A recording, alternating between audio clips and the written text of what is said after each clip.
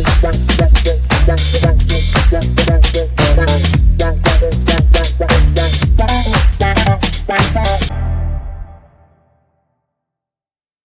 so this case out of Show Low, Arizona, it's one of those stories that kind of just stops you in your tracks. You know, Yeah. You hear about it and you're just like, oh my gosh. Right.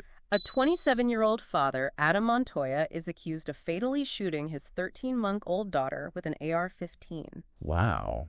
We're going to dive deep into the news sources, try to piece together what we can. Yeah, and the AR-15, I mean, just that detail alone, right? Like, it's not your typical domestic violence scenario. Yeah. Raises a lot of questions about, just the level of escalation of violence. Right. The choice of weapon is really striking in this case. Yeah. It's February 3rd, and the sources paint a pretty horrifying picture. Yeah. Montoya allegedly shot his daughter right in front of the child's mother. Oh, my goodness. So he's facing charges of second-degree murder domestic violence and child abuse domestic violence. The domestic violence being in the charges is critical here. Yeah. Sadly, the presence of a firearm in a domestic violence situation increases the risk of homicide, like, drastically. Oh, yeah. In fact, studies show that access to a gun makes it 5 times more likely that a woman will be killed by her abuser. 5 times. 5 times. That's a chilling statistic. Yeah. It makes you wonder, what was the history here? What led up to this point? Exactly right. I mean, was this an isolated incident, or were there warning signs? Yes. Some sort of pattern of abuse that maybe was overlooked. We also know that Montoya is currently being held at the Navajo County Jail Okay. with a $1 million bond. Wow. His next court date is set for March 6th. Right. But this case, it goes beyond just the legal proceedings. Yeah. It forces us to confront this larger issue of gun violence in the U.S. Right. And especially the impact on children. It's a grim reality. In the United States, a child is killed by gun violence every 2 hours. Every 2 hours. Every 2 hours. That's unbelievable. It's a horrifying statistic. It is. While every case is unique, they all sort of highlight this web of interconnected issues, mental health, responsible gun ownership, the accessibility of firearms. It's a lot to untangle. It really is a lot to untangle. Yeah. As we dive deeper into this case, what are some of the key questions that you think we should be asking? Well, I think one of the biggest questions is, what was the role of domestic violence in this case? Yeah. Was there a history of abuse? Were there any red flags that were missed? Yeah. And if so, why? You're right. Understanding the potential history of domestic violence in this case could provide some crucial context for what happened. Absolutely. What about Montoya's state of mind? Oh, yeah. That's another important question. Was he struggling with mental health issues? Right. Was there something specific that triggered this horrific act? And of course, we can't ignore the question of the weapon itself. Right. How did Montoya obtain the AR-15? Was it legally purchased? Yeah. Does the type of weapon used in this case speak to a larger issue of accessibility to high-powered firearms? All critical questions that we'll need to explore as we try to make sense of this tragedy. Absolutely. Yeah. As we kind of dig deeper into this case in Show Low, Arizona, it's important to remember that we're dealing with, a complex situation. Of course. There's more to it than just, one man's actions. Right. We need to consider the context. Yeah. The factors that might contribute to such a horrific event. It's like trying to put together a puzzle, but we don't have all the pieces. We have this terrible event, but what was the lead up? What were the underlying issues? What were those cracks in the foundation? Yeah, cracks in the foundation. One piece of the puzzle that we just can't ignore is the presence of those domestic violence charges. Right. Second-degree murder, domestic violence. Yeah. Suggests the act wasn't premeditated. Okay. But happened in the heat of the moment, likely in an abusive relationship. So we don't know all the details of Adam Montoya's past, but that charge tells us a lot. It does. It makes you think what was going on in that house before that day in February. Yeah. Were there warning signs? Were there any warning signs that were missed? A pattern of abuse that went unnoticed or unreported. Right. That's what investigators will be trying to figure out. Yeah. Sadly, in a lot of cases of domestic violence, there are warning signs. Mm-hmm. They go unrecognized or ignored. Mm-hmm. It makes you think. It's a reminder that we as a society, we need to be more aware of the signs of abuse. Yeah. And willing to step in. When we suspect something's wrong. When we suspect something is wrong. Yeah. We talk about see something, say something when it comes to things like terrorism. Right. But that same idea should apply to domestic violence. We can't afford to turn a blind eye when someone might be suffering silently. Exactly. It's about recognizing those warning signs. Yeah. Knowing where to find help. Yeah. And speaking up. Whether it's for ourselves or someone we care about. Right. Intervention can save lives. Okay. Now I want to talk about the firearm in this tragedy. Okay. The fact that Adam Montoya allegedly used an AR-15, a weapon designed for military use to commit this crime. Right. It's disturbing. It is. And it's sparked this whole debate about gun control. You know, it's certainly a hot-button issue. Yeah. The easy access to powerful firearms in the U.S. is a major point of contention. For sure. Cases like this fuel the fire. They do. Some people believe stricter gun control is necessary to prevent tragedies like this. Okay. Others think the focus should be on mental health and responsible gun ownership. Where do you stand on this? It's such a complicated issue. It is. There are so many factors to consider, but one thing that really strikes me is that the presence of a firearm in a domestic violence situation seems to make it much more likely that someone will be killed. Yeah. You mentioned that statistic about women being 5 times more likely to be murdered by an abuser. If there's a gun in the home, yeah, it's a stark reminder. It's a scary thought. It's a stark reminder that we need to have a serious conversation. We do. About domestic violence, gun ownership, public safety.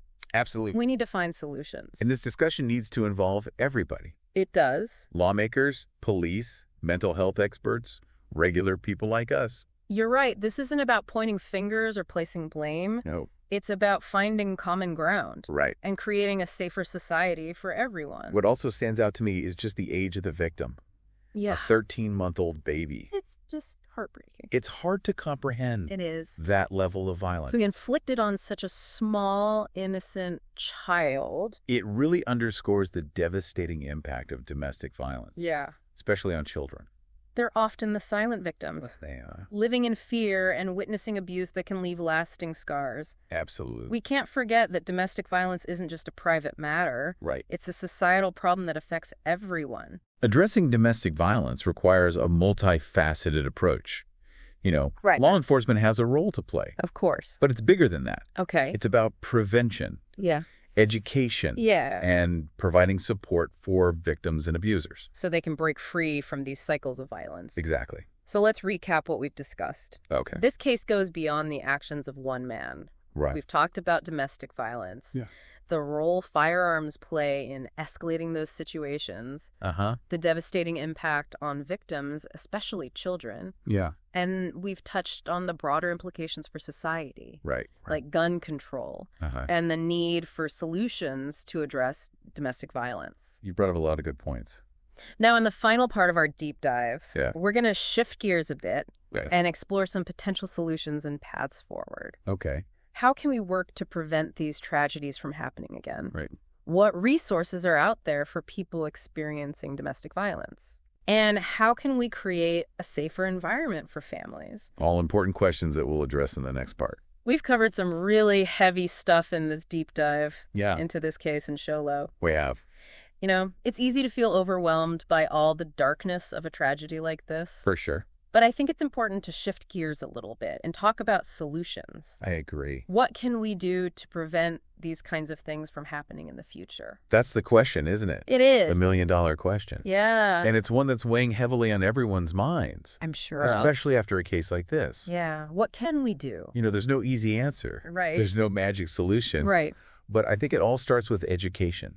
Okay. We need to educate ourselves and our communities. About domestic violence. It's about domestic violence, The warning signs, the resources that are available. So knowledge is power. Knowledge is power. The more we understand about domestic violence, the better equipped we are to recognize it, address it, and hopefully prevent it. Exactly.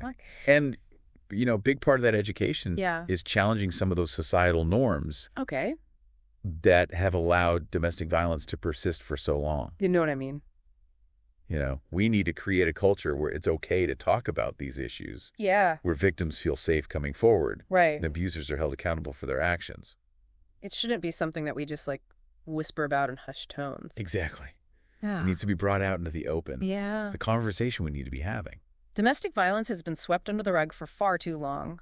It has. Treated as like a private family matter. Yeah, and it's not.